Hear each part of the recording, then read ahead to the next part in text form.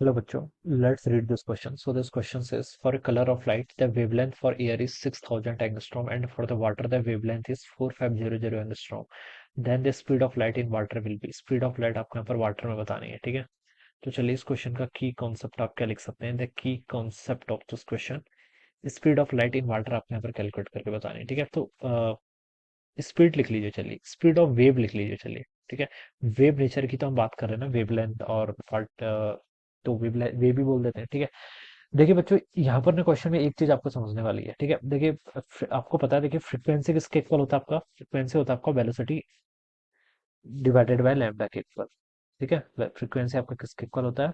Velocity, frequency होता है आपका वेलोसिटी डिवाइडेड बाय लैम्डा के इक्वल, ठीक है, ये होता है। और यहाँ से आप ऐसा लिख सकते हैं, velocity is always equal to frequency times wavelength, ठीक है। ये रिलेशन है, this is a very standard relation, ठीक है।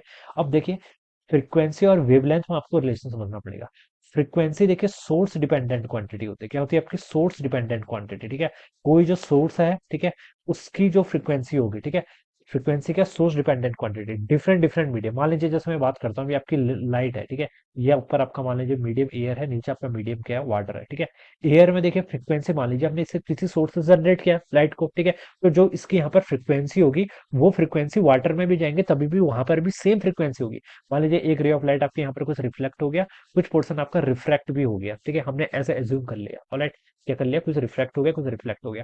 अब फ्रीक्वेंसी देखिए इस वेवलेंथ की एफ ही रहेगी, इस वेवलेंथ की भी एफ ही रहेगी। तो बच्चों फ्रीक्वेंसी आपकी क्या रहेगी? सेम रहेगी, because frequency is a source dependent quantity. जो इसका जनरेटर है, ठीक है, जिसने इसको जनरेट किया है, उसकी फ्रीक्वेंसी आपकी क्या रहती है? कांस्टेंट रहती है। दूसरी चीज, अब वेलोसिटी।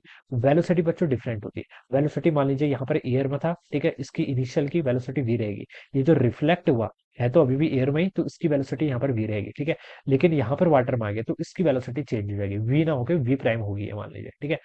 तो अब देखिए बच्चों, ये रिलेशन आपको पता है, फ्रीक्वेंसी कांस्टेंट है, अगर आपकी वेलोसिटी चेंज हुई है, इसका मतलब वेवलेंथ को भी तो चेंज होना पड़ेगा। तो मान लीजिए सोर्स से जो वेवलेंथ थी वो लैम्डा है, यहाँ पर भी क्या रहेगी? वेवलेंथ लैम्डा ही रहेगी, क्योंकि ये रिफ्लेक्ट हुआ है, ठीक है। और मीडियम चेंज होने की वजह से वेवलेंथ लैम्डा से लैम्डा डैश हो गई है, ठीक है। तो बच्चों मेरा कहने का मतलब कुल ये है कि जो वेलोसिटी और वेवलेंथ होती है, these are source, sorry, these are medium dependent quantity, and frequency is the source dependent quantity. Frequency आपकी क्या रहती है? सोर्स पर डिपेंड करती है, ठीक है। तो ये कांस्टेंट ही रहेगी, ठीक है, ऐसे इसको समझना है। अब देखिए क्वेश्चन पे आते हैं। For a colour of light, wavelength for air is 6000 angstrom, and water, ठीक है, and in water the wavelength, ठीक है। तो आप देखिए क्या लिख लीजिए, frequency equal to velocity by lambda के इक्वल होगा, ठीक है। फ्रीक्वेंसी कांस्टेंट रहेगी, सोर्स डिपेंडेंट क्वांटिटी है, ठीक है। वाटर और एयर का कंपैरिजन करना है, तो जो वाटर में जो आपकी वेलोसिटी होगी divided by wavelength in water, ठीक है, ये किसके इक्वल होगा? आपका velocity in air divided by the wavelength in air, ठीक है। ये चीज आपकी ऐसे रहेगी, ठीक है। एयर और वाटर को आप क्या कर सकते हैं? ऐसे यहाँ पर से कंपेरिजन कर सकते हैं, ऑलराइट। क्योंकि वी बाय लैम्डा क्या आपका कांस्टेंट है, ये टर्म तो आपकी क्या कांस्टेंट है। और आपको बताना क्या है? That the speed of light in water, यानी कि velocity, sorry, velocity in water आपको बतानी है यहाँ पर, ठीक है। तो वेलोसिटी इन वाटर को बच्चों आप यहाँ से क्या लिख सकते हैं? वेलोसिटी इन वाटर को यहाँ से लिख सकता हूँ, वेलोसिटी इन एयर टाइम्स आपका wavelength in water divided by the wavelength in air. Wavelength तो चेंज हो जाती है, ठीक है, तो इतना आ गया। अब बच्चों देखिए, वेलोसिटी इन एयर क्या होती है? देखिए एयर या वैक्यूम पर जो वेलोसिटी होती है लाइट की, ठीक है, कोई भी वेवलेंथ की, वो कितनी होगी आपकी? 3 × 10⁸ मीटर पर सेकंड के इक्वल होती है। कितनी होती है? स्पीड ऑफ लाइट आपकी 3 × 10⁸ मीटर पर सेकंड होती है। एयर और वैक्यूम में रिजल्ट ट्रू, एयर वैक्यूम में ट्रू है, एयर में भी हम मान लेते हैं, ठीक है। वेवलेंथ इन वाटर आपको क्वेश्चन में गिवन कर रखी है, कितनी? 4500 एंगस्ट्रॉम के इक्वल, तो 4500 एंगस्ट्रॉम लिख लीजिए। वेवलेंथ इन एयर, एयर में 6000 एंगस्ट्रॉम के इक्वल दे रखी है, ठीक है। तो ये हो जाएगा आपका।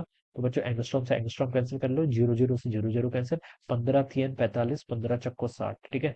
3×3 = 9, 9/4, 9/4 को क्या लिख सकते हैं? 2.25, यस, 2.25 इंटू 10⁸ मीटर पर सेकंड के equal. So this will be the velocity in water. Water में आपकी इतनी स्पीड होगी, तो आपने यहाँ पर कैलकुलेट कर दिया, ठीक है। 2.25 इंटू 10⁸, जो कि आपको सेकंड ऑप्शन पे गिवन है। So this will be the right answer of this question, ठीक है। तो इस तरीके से हम इसको सॉल्व करेंगे। So I hope you are understood this concept. All the best and thank you so much.